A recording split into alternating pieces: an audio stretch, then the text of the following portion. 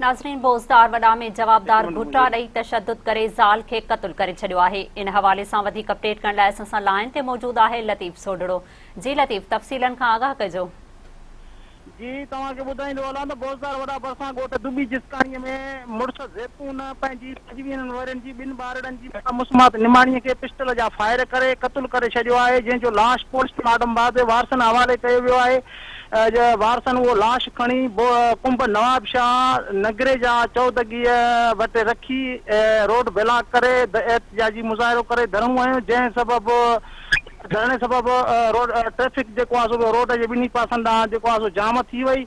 बाद में SHO बोज़दार वॾा सरवर शहर अची जेको आहे सो मुज़ाहिरीन सां धरणे वारनि सां ॻाल्हियूं करे चयो त असां जवाबदार गिरफ़्तार कयूं था ऐं FIR दर्ज कयूं था क़त्ल जी, जंहिं ते एहतिजाज उन्हनि ख़तमु कयो। वरी जेको आहे सो मुज़ाहिरीन अची जेको आहे हिन में बोज़दार वॾा थाणे जे आस जेको आहे लाश रखी वरी उते जुदा अलॻि एहतिजाजी मुज़ाहिरो करे धरणो आयो आहे। आख़िरी इतलान ताईं इहो आहे त केस दाख़िल न थी सघियो आहे। ॿई धुरियूं थाणे ते मौजूदु आहिनि ऐं ॿिन्ही धुरनि में ॻाल्हियूं जेके आहिनि पुलिस कराए रही आहे त ॿिन्ही धुरनि में ठाह थी वञे जीअं केस दाख़िल न थी सघे।